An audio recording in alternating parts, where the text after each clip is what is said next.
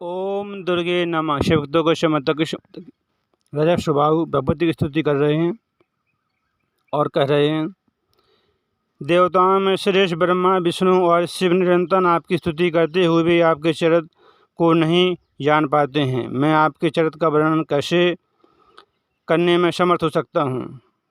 हे भवानी, आपने अपने भक्त के यश को अत्यंत उज्ज्वल बनाने के लिए ही आपने इस चरित्र की रचना की थी, नहीं तो असमर्थ सुदर्शन मेरी पुत्री के साथ व्यवहार करके युद्ध में सकुशल जीवित कैसे बच सकता था। हे भुवनेश्वरी, आज आपके दर्शन से मैं पवित्र हो गया हूँ। इस प्रकार महाराज की स्तुति करने पर भगवती शिवा प्रसन्न हो गईं और भगवती ने राजा से बोली, हे राजन, तुम वर मांग लो। देवी के वचन सुनकर राजा सुबाहु ने कहा, हे माता, आपके दर्शन से बढ़कर समस्त लोकी में कोई भी वस्तु नहीं है। मैं आपसे क्या वर मांगूं? मैं तो आपके दर्शन से ही कृतकृत धन हो गया हूँ। हे माता, मैं तो यही वर मांगना चाहता हूँ कि आपकी स्थिति और अखंड भक्ति मेरे हृदय में बनी रहे। हे माता, आप मेरी नगरी काशी में सदा विराजमान रहें। आप शक्ति स्वरूपा होकर दुर्गा देवी के नाम से काशी में विराजमान रहें और सदा नगर की रक्षा करती रहें।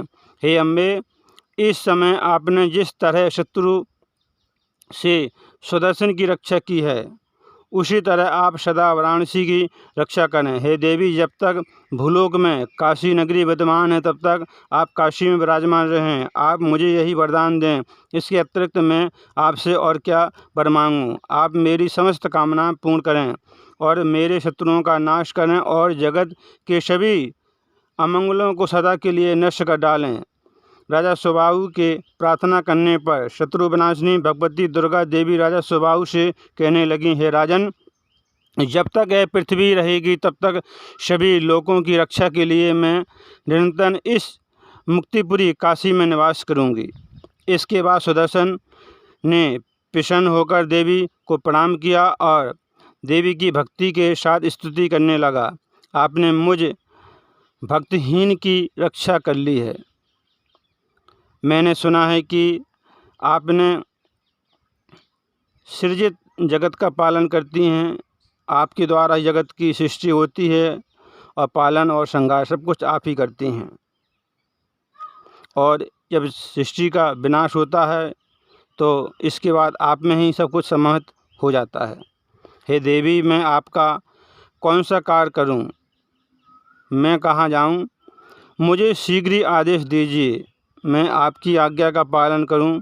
तब भगवती आदिशक्ति ने सुदर्शन से कहा, हे पुत्र, अब तुम अयोध्या जाओ और अपने कुल की मर्यादा के अनुसार राज्य करो।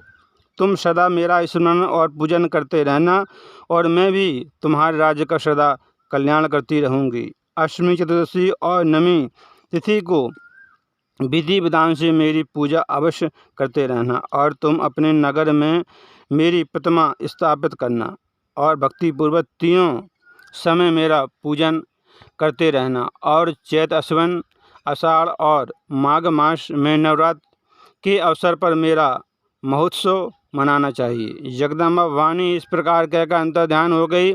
तब सभी राजाओं ने सुदर्शन को प्रणाम किया और कहा, हे महाराज, आपकी कृपा से हमने धर्म, अर्थ, काम और मोक्ष इन चारों को प्रदान करने वाली विश्वेश्वरी शिवा आदिशक्ति भवानी का दर्शन हमने पा लिया है। हमने भुवनेश्वरी का दर्शन किया है। आप इस धरती पर धन्य हैं और बड़े पुण्यात्मा हैं, क्योंकि आपके लिए साक्षात सनातनी देवी प्रकट हुई थीं। हम सभी लोग भगवती चनका का प्रभाव नहीं जानते हैं। हम सदा धन, स्त्री और पुत्रों की चिंता में व्यस्त रहकर काम क्रोध से भरे हुए सागर में डूबे रहते हैं। हे राजन, हम आपसे पूछ रहे हैं, ये शक्ति कौन है और कहाँ से उत्पन्न हुई थी और इनका प्रभाव क्या है? हमें सब कुछ बताइए। राजा के पूछने पर तब सुदर्शन ने मन ही मन देवी का स्मरण करके राजाओं से कहा, हे राजाओं, देवी का स्मरण करके मैं देवी का आपसे शरत कहता हूँ, सुनिए। क्योंकि ब्रह्मा, विष्णु, शंकर और इन सभी देवता भी देवी के चरित्र को नहीं जानते हैं। भगवती अपने रजोगुण स्वरूप से सृष्टि करती हैं और सतगुण स्वरूप में पालन करती हैं और तमोगुण स्वरूप में इसका संहार करती हैं।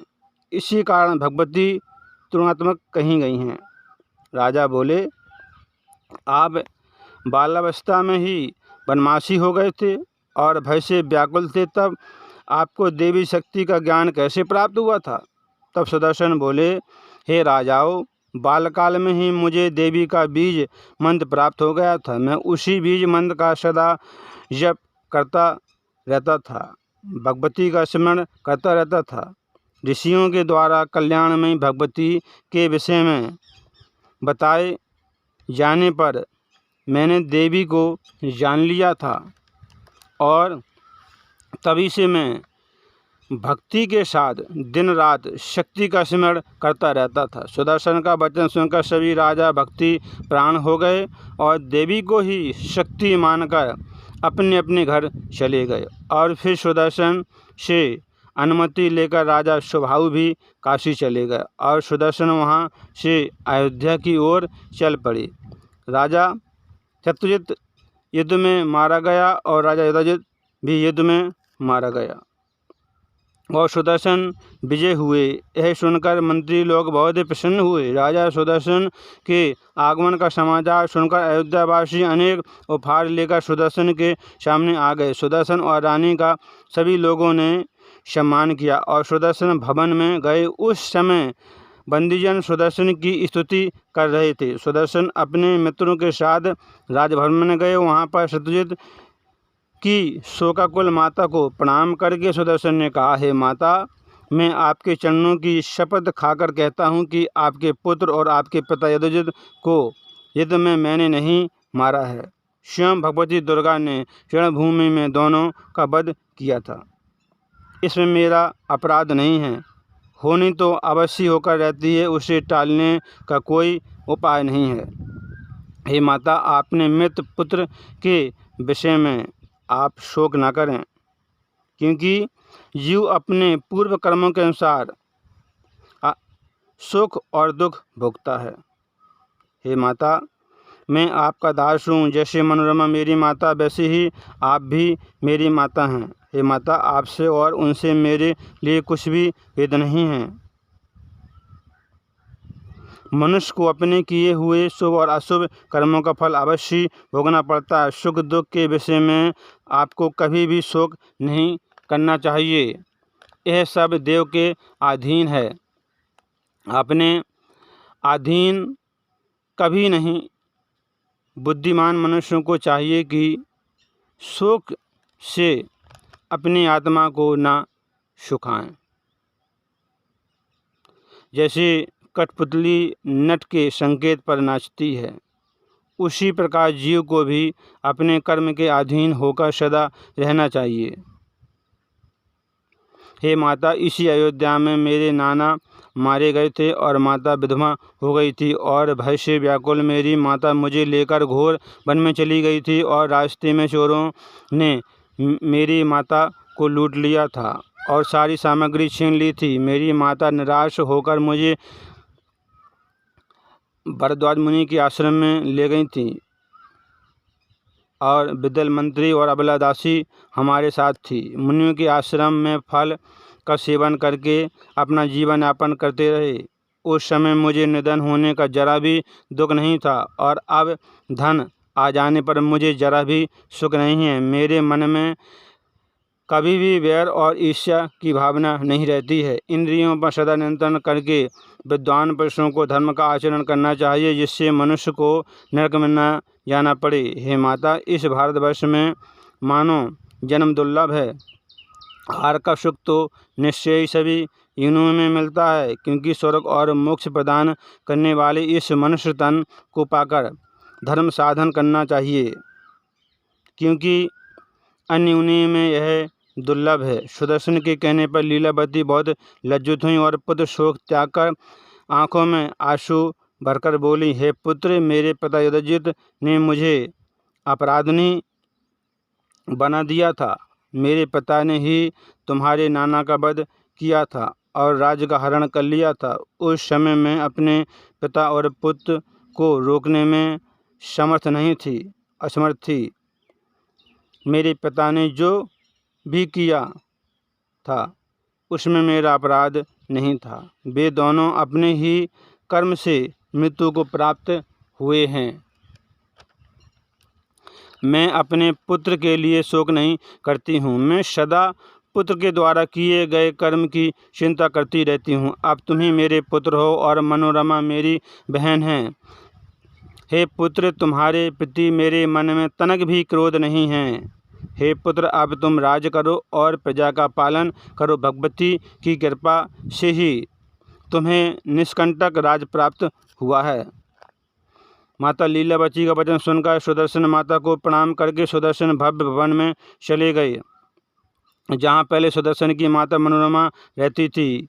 वहाँ जाकर सुदर्शन ने सब मंत्रियों और ज्योतिषियों को बुलाकर शुभ दिन और शुभ मुहूर्त पूछा और कहा कि सोने का सुंदर सिंहासन बनवाकर उस पर विराजमान देवी का मैं नित्य पूजन करूँगा। उस सिंहासन पर धर्म, अर्थ, काम और मोक्ष प्रदान करने वाली भगवती की स्थापना करने के बाद ही मैं राज्यकार्य संचालित करूँगा, जैसे मेरे पूर्वज श्री राम ने किया था। सभी नगरवासियों को चाहिए कि वे सभी प्रकार के काम, अर्थ और सिद्धि प्रदान करने वाली भगवती आदिशक्ति का पूजन और सम्मान करें। सुदर्शन के कहने पर मंत्रियों ने शिल्पियों के द्वारा एक बहुत सुंदर मंदिर तैयार करवाया। इसके बाद राजा ने देवी की प्रतिमा बनवाकर शुभ दिन और शुभ मुहूर्त में वैदिक विद्वानों को बुलाकर देवी की प्रतिमा स्थापित की। विद्वानों द्वारा देवी की स्थापना कराकर राजा सुदर्शन ने बड़े विधान के साथ अनेक प्रकार की पूजा संपन्न की। राजा सुदर्शन भगवती की पूजा करके राज्य प्राप्त करके विख्यात हो गए थे और अयोध्या में अंबिका देवी भी का मंदिर प्रसिद्ध हुआ। अपने राज्य में राम हुए और जिस दिलीप के पुत्र राजा रघु हुए, उसी प्रकार सुदर्शन भी हुए। जैसे राम के राज्य में प्रजा को सुख था, वैसे ही राजा सुदर्शन के राज्य में भी प्रजा को सुख था। महाराज सुबाहु ने भी काशी में मंदिर का निर्माण करवाकर भक्ति पूर्वक दुर्गा देवी की दिव्य प्रतिमा स्थापित की। काशी के सभी लोग प्रेम और भक्ति के साथ दुर्गा देवी की उसी प्रकार पूजा करने लगे जैसे भगवान विश्वनाथ की पूजा करते थे। एक कथा देवी भागवत से है। देवी ने सभी भक्तों पर कृपा करती हैं और सभी की मनोकामना पूर्ण करती हैं। इसीलिए माँ दुर्गे आदिचम्य शक्ति के नामों का स्मरण करते रहें, काम करते रहो, मैया का नाम जपते रहो। सभी भक्तों को श्याम माता की, श्याम माता की, श्याम माता की।